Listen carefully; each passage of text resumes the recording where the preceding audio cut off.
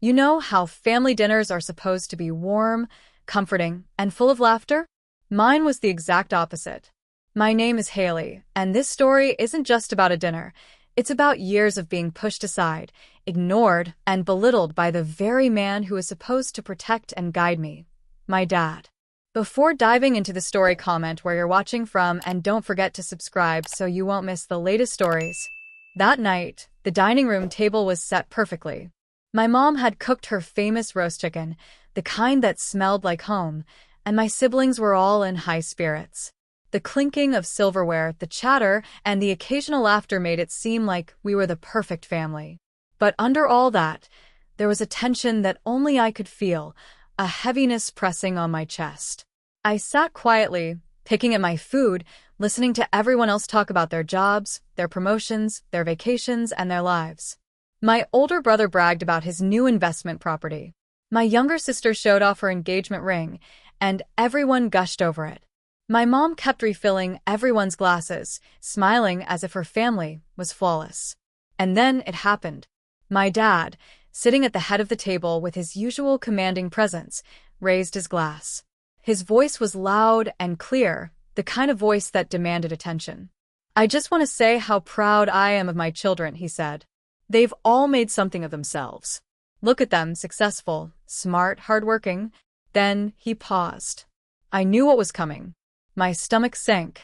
"Except for the loser sitting at the table," he finished, his eyes landing on me.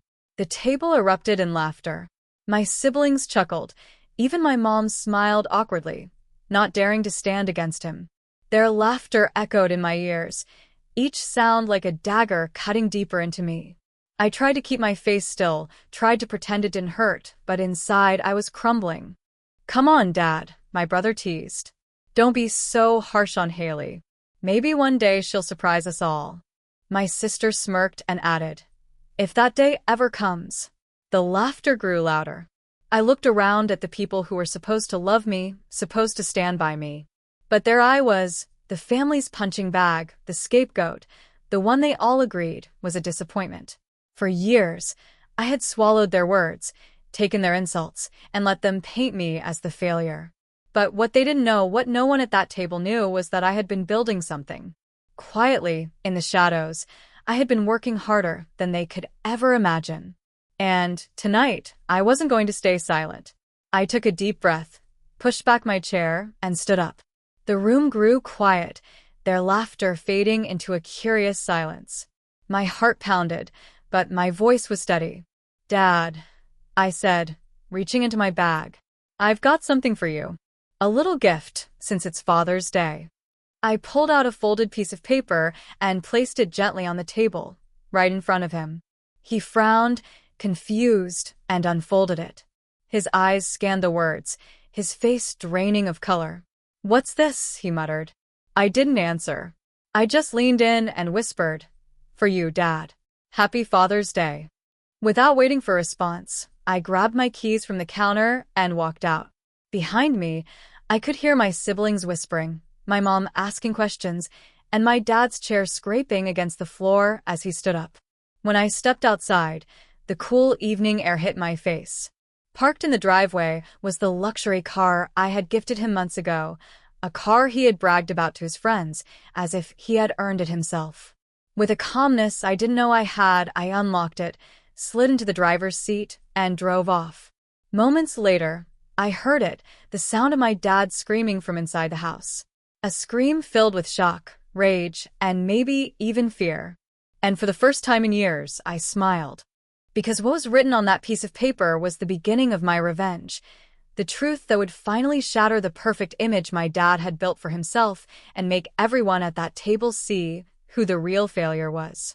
As I drove away that night, gripping the steering wheel tighter than I should have, a storm of memories crashed over me. That one dinner, that one cruel sentence from my dad, wasn't just a single moment.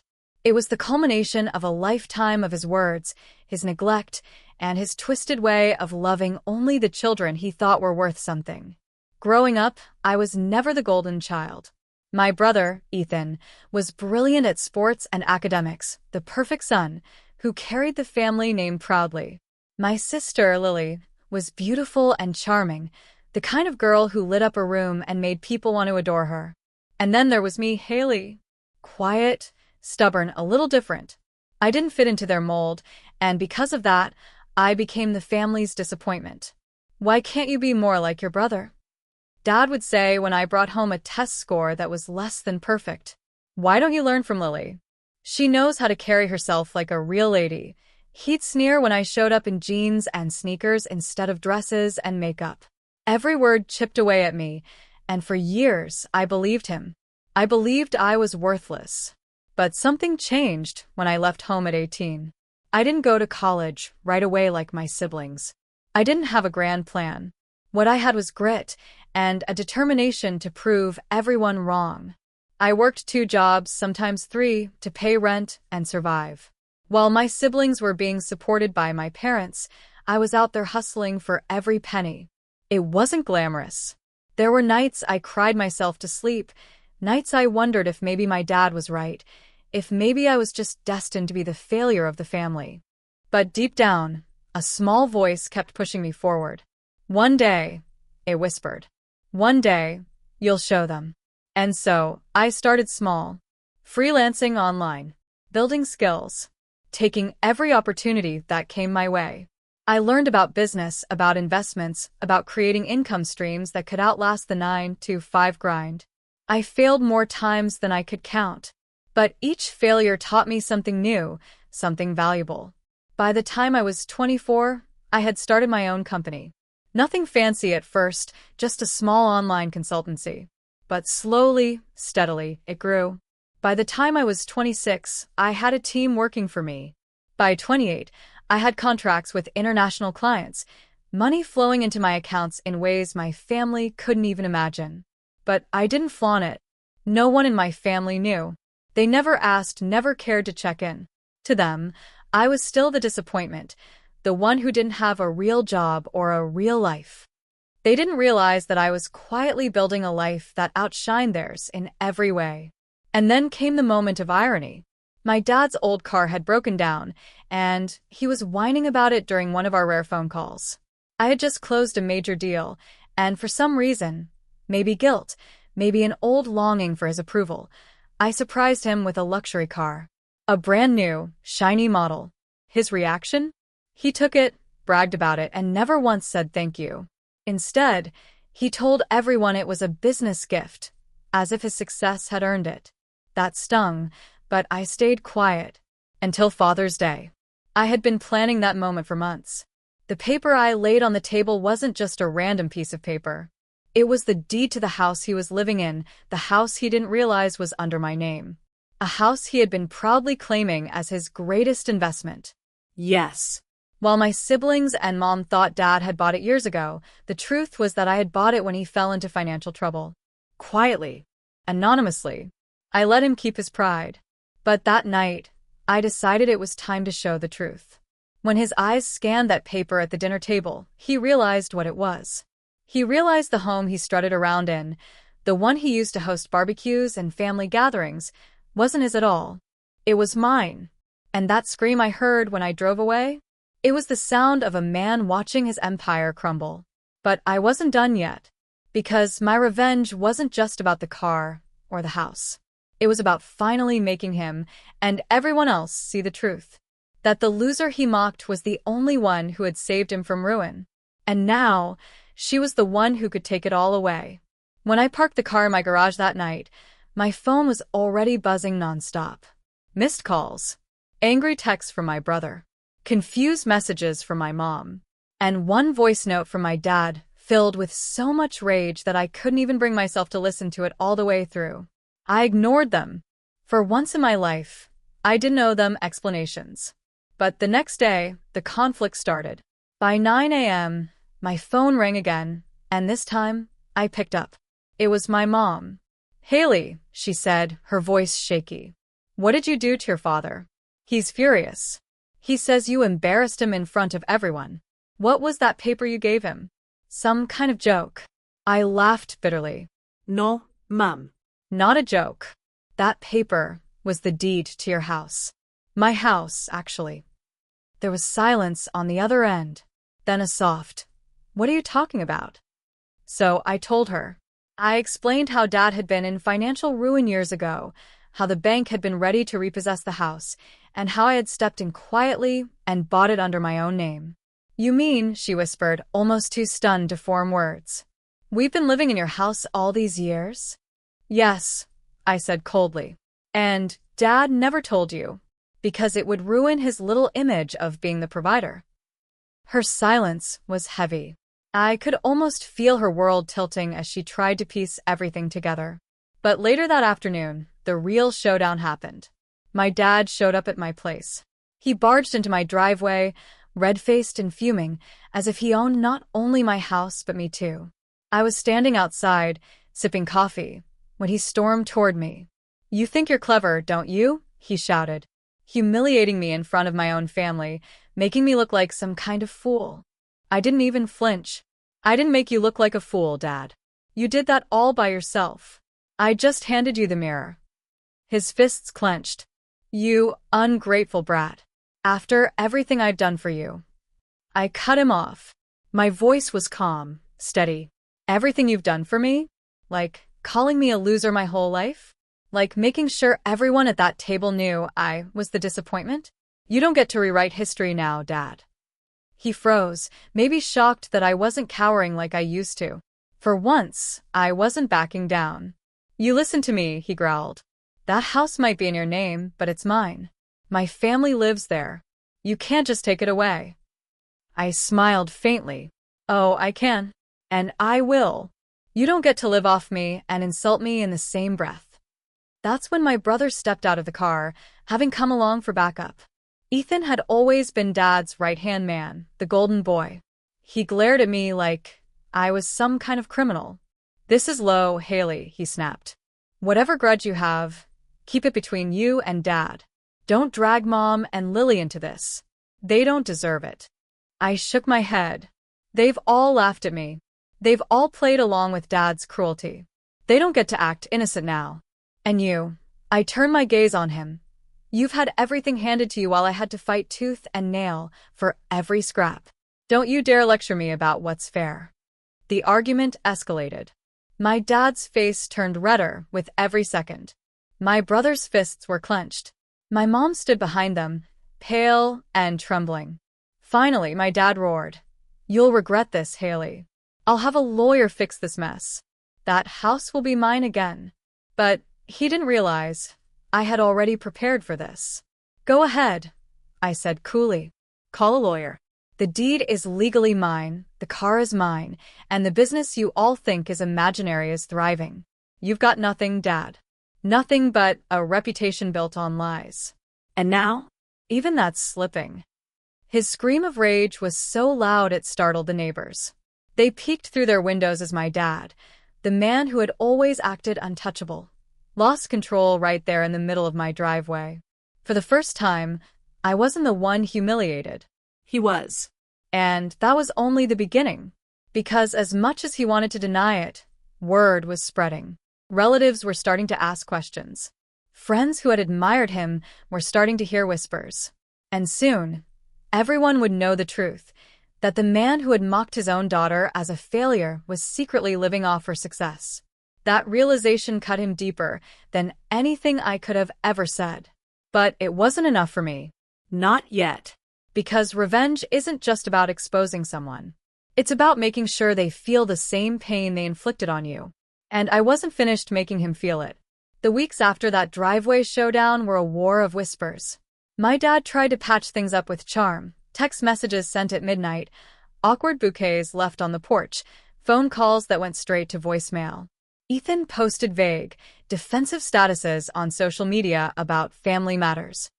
Mom tried to act like everything was normal when neighbors came around, smiling with that brittle, practiced warmth she'd perfected. But behind closed doors, the house was crumbling. Pride and silence can only hold a lie together for so long. I watched it all unfold with a patience I'd honed on lonely nights and tough deadlines. I wasn't driven by petty glee. I was driven by a need for them to understand that my life wasn't less because it didn't look like theirs. I wanted the world to know the truth about who they were, and I wanted them to feel how it is to be exposed. So, I planned the next move carefully. The community where my family lived staged its annual Father's Day charity gala every summer, my father's favorite event to stand at the podium and bask in applause. He loved those moments, the handshake photos, the compliments about how committed to family he was.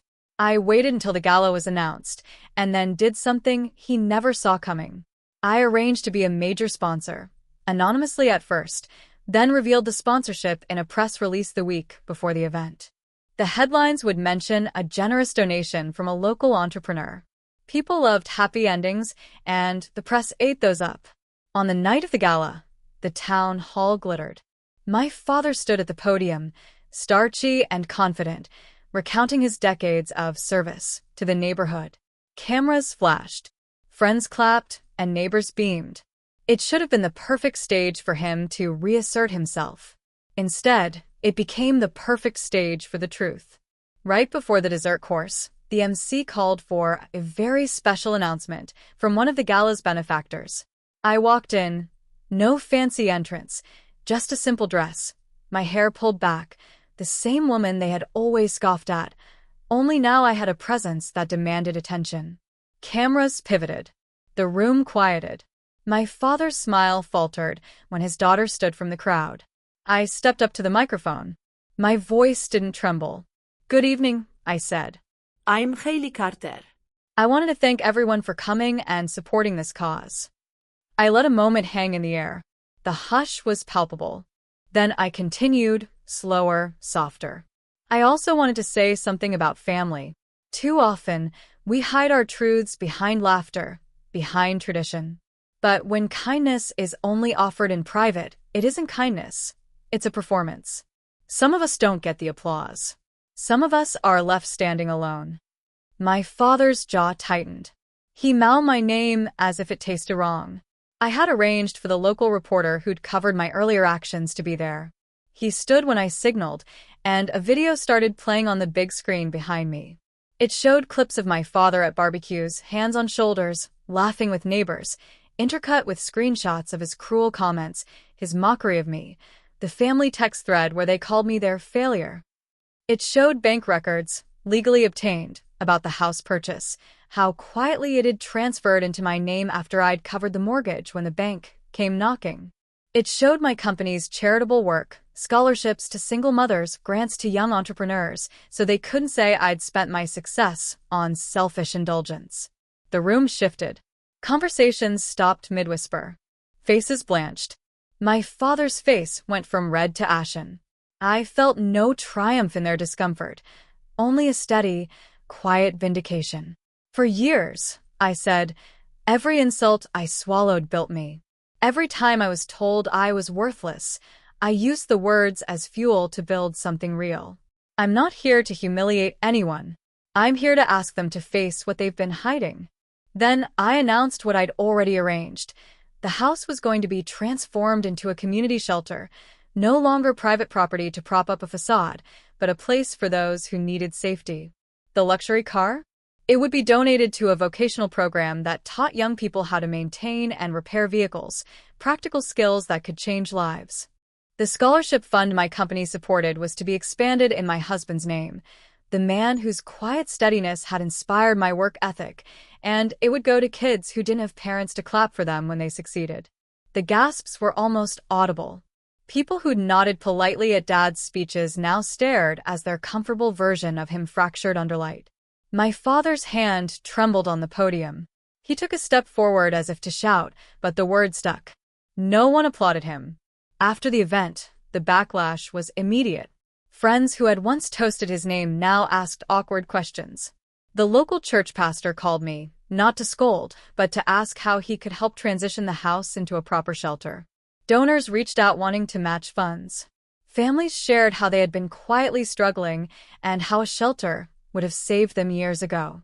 My father's empire of reputation began to implode not because I mocked him, but because I shifted what he hoarded into public good. That night, when the final words were written on the press release and the last camera packed away, my dad screamed. It started as a low, animal sound. Then it rose, raw and broken, echoing down our street. Neighbors stepped out to see what had happened. Ethan tried to storm into the town hall to confront me, but security stepped in. Later, he stalked back home, knocking over flower pots, red-faced and sputtering about betrayal. My mom broke down and sobbed, part fear, part realization. Lily texted me a string of emojis and then blocked me, unsure whether she wanted to be associated with the scandal. But the most telling moment came a few days later when one of Dad's closest friends, one who had sung his praises for decades, called to say, simply, "I had no idea." The voice on the other end was quiet, wounded. I thought he had it all together. And there it was, the real victory. Not hearing him scream, not seeing him humiliated, though both were bitterly cathartic, but watching the illusion fall, watching people I respected begin to see him as he was. That didn't erase my scars. It didn't restore all the years I'd spent proving myself in silence. But it shifted the weight. The family that had mocked me now had to reckon with me, and with their own complicity in keeping a lie alive. As the days settled, the shelter's conversion began. Volunteers arrived. Donations poured in. My father, once adored, found himself isolated, his speeches interrupted, his invitations rescinded. He could scream until his voice gave out, but the community had chosen a different story to tell. Standing at the doorway of what had once been my childhood home, watching volunteers haul boxes and paint walls, I felt a strange tenderness amidst the vindication. Revenge had been about making him see, and the world had finally looked. In the days that followed the gala, my phone barely stopped buzzing. Messages poured in from people I hadn't heard from in years, old teachers, distant cousins, even former classmates. Some were apologies for never speaking up when they saw how my family treated me. Others were congratulations for what they called the boldest Father's Day gift anyone's ever given. I wasn't looking for applause, but I'd be lying if I said it didn't feel good. For once, people weren't laughing at me, they were listening to me. My father, on the other hand, spiraled. He tried everything, lawyers, threats, even late-night pleas to Mom to fix this mess. But the truth was unfixable. The house deed was legal. The donations were public record. And the more he protested, the more he looked like exactly what he was, a bitter man clinging to pride that was never truly his. I heard that he stopped showing up at community meetings. His so-called friends stopped inviting him to golf games. Even Ethan, who had always been his shadow, started keeping a lower profile, though not out of shame, but out of humiliation that his sister, the loser, had outsmarted them all. Lily, my sister, was the only one who reached out, not to apologize, but to ask if I could undo what I'd done. She said I'd gone too far, that family matters should stay private. I answered her with the calmest truth I could muster. You all made my humiliation public for years. I just gave you a taste of your own medicine. She didn't reply. As for Mom, her silence spoke volumes. She didn't defend me, but she didn't attack me either. She was caught in the middle, trapped between the man she had built her life with and the daughter she had let slip away. Part of me wanted her to finally choose me, to finally stand by me. But when she didn't, I realized something important. I didn't need her validation anymore. What I did need was peace. So, while my dad screamed and my siblings sulked, I focused on the shelter project. The transformation was faster than I expected. Contractors painted walls, volunteers set up furniture, and local businesses donated supplies. Where once the house had echoed with the sound of insults and cruel laughter, it now buzzed with the hopeful voices of families who needed a second chance. One evening, I stood in what had been the dining room, the very spot where my dad had called me a loser. Now a long table sat there, ready for families to share meals together.